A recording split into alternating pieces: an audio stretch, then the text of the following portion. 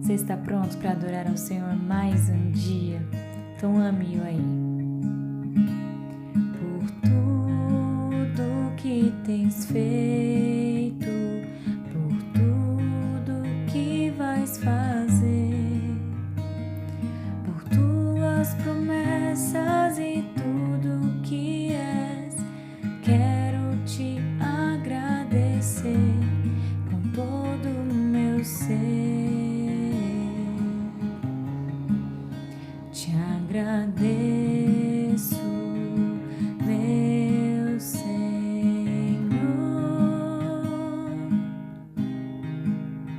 Te agradeço, meu Senhor.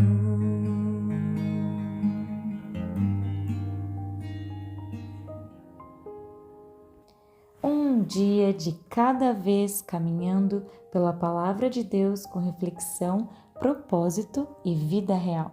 Seja muito bem-vindo ao Bíblia 365 na prática.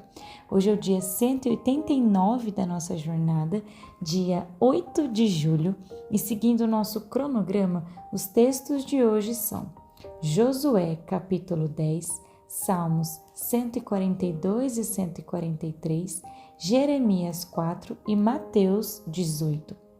Abra o seu coração, prepare o seu secreto e permita que o Senhor fale a você.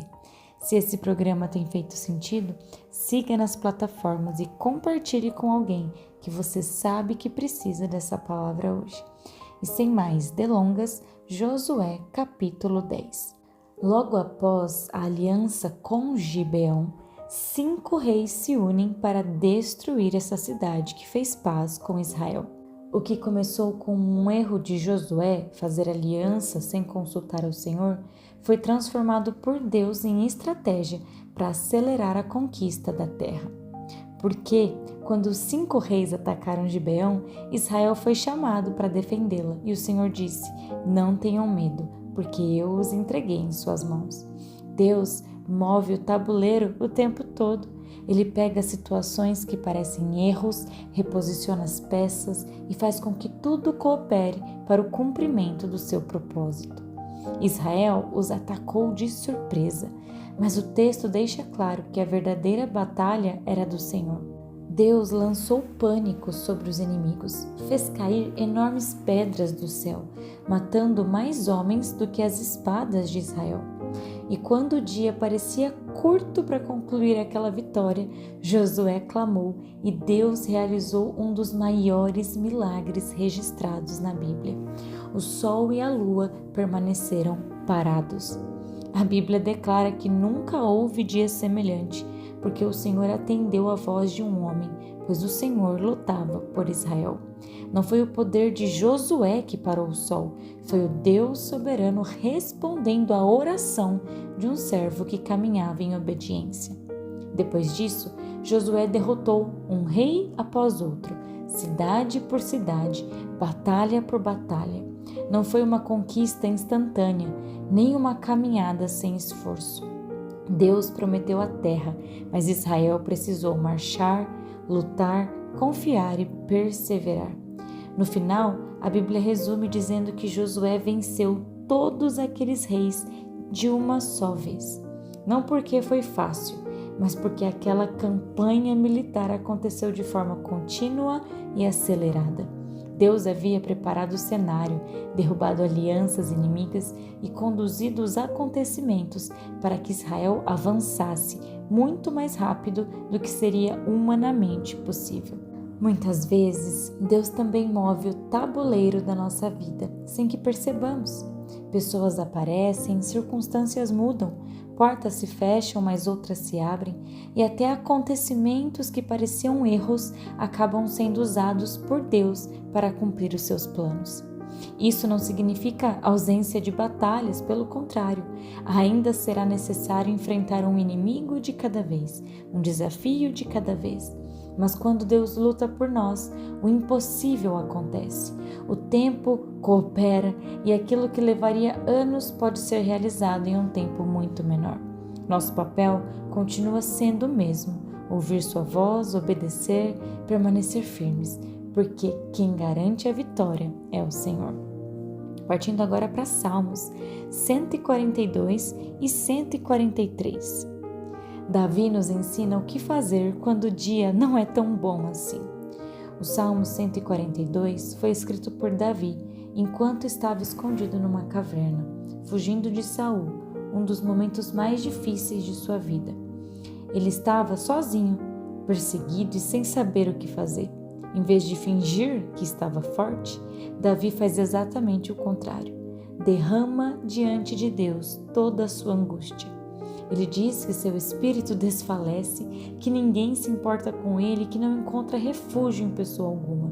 Mas então ele escolhe declarar: Tu és o meu refúgio, a minha porção na terra dos viventes. Quando nós não sabemos o caminho, Deus sabe. Quando não enxergamos saída, Ele continua vendo tudo. O Salmo 143 continua essa oração, mas acrescenta algo. Davi não apenas pede livramento, ele busca direção. Ele relembra tudo o que Deus já fez no passado e isso fortalece a sua fé para continuar. Então ele clama: Faze-me ouvir pela manhã da tua graça, mostre-me o caminho por onde devo andar. Essa é uma oração que sempre devemos fazer. Davi não esconde seus sentimentos de Deus. Ele fala a Deus da sua tristeza, do medo, da solidão, do cansaço, da angústia. A Bíblia nunca ensina que a fé é fingir que está tudo bem. Fé é levar tudo a Deus. Davi termina lembrando que o Senhor vivifica a alma, guia pelo caminho plano, permanece fiel, mesmo quando estamos fracos. A esperança dele não estava nas circunstâncias mudarem, mas no caráter imutável de Deus. E o que fazer quando o dia não for tão bom assim, então? Quando as notícias pesarem, quando a ansiedade apertar ou quando você não souber o próximo passo? Faça como Davi, derrame o seu coração diante do Senhor. Diga a Ele o que sente, clame, lembre-se do que Ele já fez e, acima de tudo, reconheça: eu não sei o caminho, mas o Senhor sabe. Quem faz do Senhor o seu refúgio nunca está sozinho. Partindo agora para Jeremias, capítulo 4. Ele continua chamando Judá ao arrependimento. Deus ainda oferece graça antes do juízo. Se você voltar, volte para mim.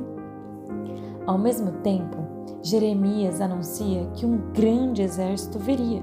O povo acreditava que Jerusalém jamais cairia, mas ignorava que o verdadeiro problema não era o inimigo do lado de fora, e sim o pecado do lado de dentro. A destruição não era fruto do acaso, mas consequência de uma longa história de rejeição à palavra.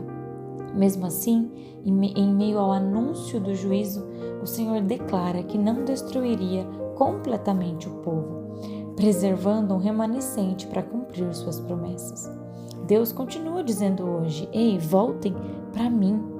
O arrependimento nunca foi apenas abandonar comportamentos errados, mas permitir que Deus transforme o coração. Enquanto há vida, há convite para voltar. O Senhor não tem prazer no juízo. Seu desejo sempre foi restaurar. Quanto mais cedo respondemos ao chamado de Deus, menos doloroso é o caminho de volta. E para finalizar o dia de hoje, Mateus capítulo 18. Os discípulos começam perguntando quem seria o maior no reino dos céus. Jesus responde colocando uma criança no meio deles. Naquela cultura, crianças não representavam nenhum tipo de status nem importância social. Ao fazer isso, Jesus ensina que no reino de Deus, grandeza não está em posição, mas em humildade, dependência e simplicidade.